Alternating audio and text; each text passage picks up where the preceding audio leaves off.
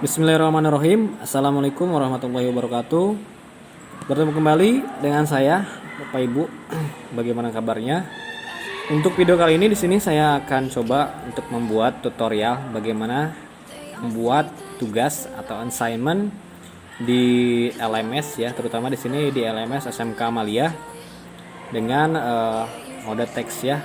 Mungkin Bapak Ibu sudah tahu bahwa kemarin kita mengalami penggunaan data yang berlebihan, sehingga untuk tugas anak di sini untuk sekarang kita akan coba membuat tugas lewat link Google Drive yang anak buat. Baik, langsung saja yang pertama di sini Bapak Ibu masuk seperti biasa, nama pengguna, password, klik masuk.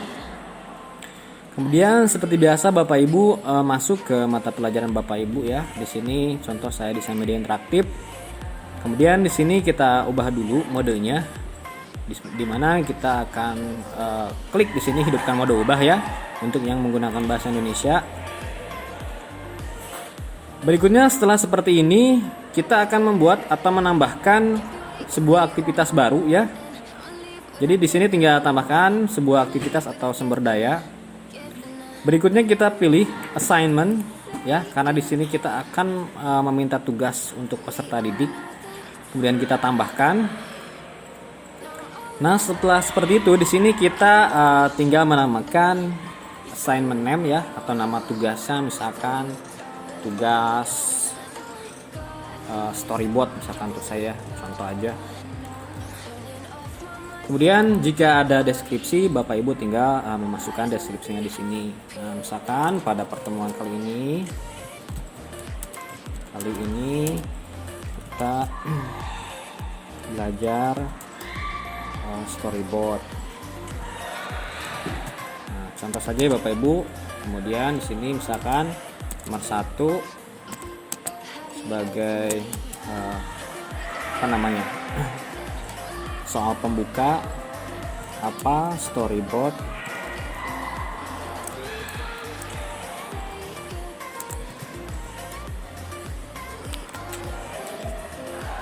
apa yang Anda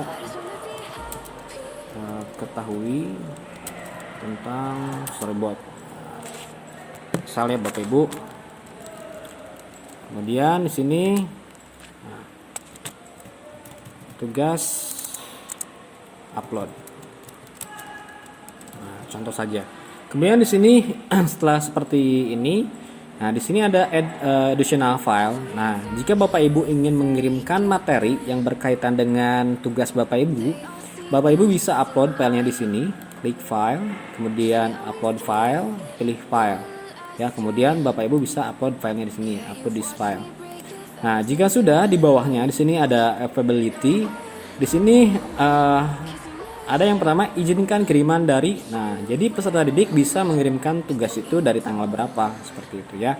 Kemudian di sini ada due date ya, di mana di sini deadline atau waktu terakhir pengumpulan. Ini bisa disetting oleh Bapak Ibu. Misalkan karena sekarang tanggal 6 dapat tanggal 6. Kalau misalkan mau tanggal berapa, boleh ya. Kalau di hari yang sama berarti di sini harus dicantumkan tanggal yang sama. Seperti itu ya. Kemudian di sini adalah jamnya. Ya. Misalkan di sini sampai jam 11 malam misalkan.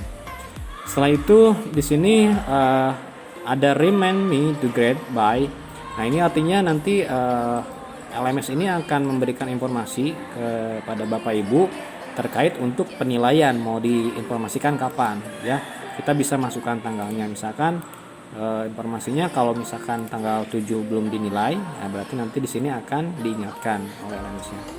Kemudian di sini yang perlu diingat bahwa untuk yang sekarang submission ya atau pengumpulan tugas, dikarenakan kemarin data yang digunakan oleh peserta didik dalam upload tugas itu sudah melebihi batas, makanya di sini untuk submission type di sini cuma ada teks daring ya, dimana nanti peserta didik kita arahkan untuk mengirimkan tugas itu harus diupload dulu ke Google Drive, kemudian nanti peserta didik akan mengirimkan tugas berupa link dari Google Drive. Makanya di sini untuk submission type kita pilih teks daring. Oke. Berikutnya di sini ada beberapa pilihan lagi. Nah, ini mungkin kita gunakan default saja.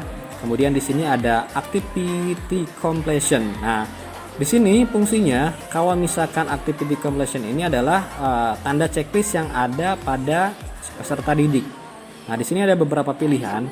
Apakah tidak ada checklist ya di sampingnya, kemudian apakah di sini peserta didik diisi secara manual, dan terakhir di sini apakah diisi secara otomatis. Nah, misalkan di sini saya isi secara otomatis.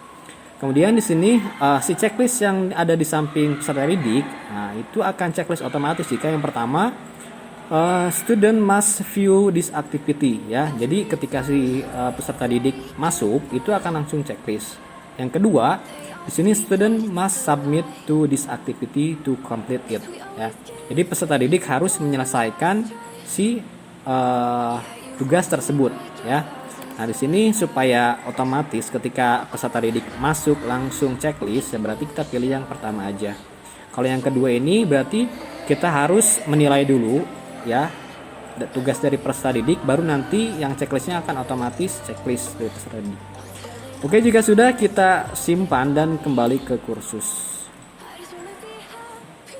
Nah, jadi caranya seperti itu ya Bapak Ibu untuk membuat tugas yang sekarang. Jadi tugasnya nanti akan berupa teks ya yang dituliskan peserta didik atau link dari Google Drive. Nah, sekarang di sini saya akan logout dan saya di sini akan masuk sebagai peserta didik ya.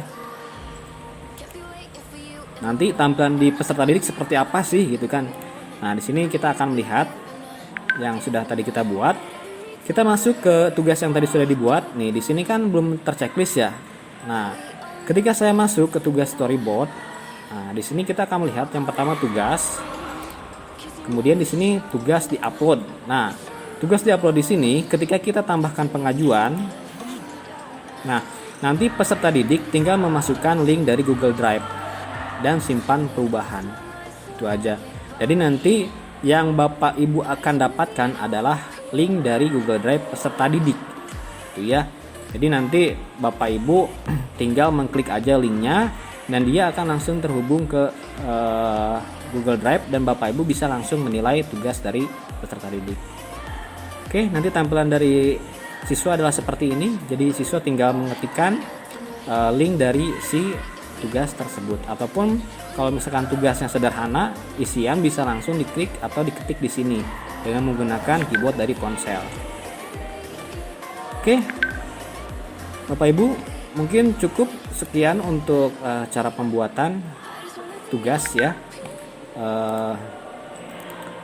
Untuk mode yang sekarang, karena sekarang ini kita menggunakan link Google Drive, makanya tadi untuk pembuatan tugasnya adalah seperti itu ya. Dimana di sini kalau kita lihat, nah di sini kita bisa melihat view all submission nilai ya.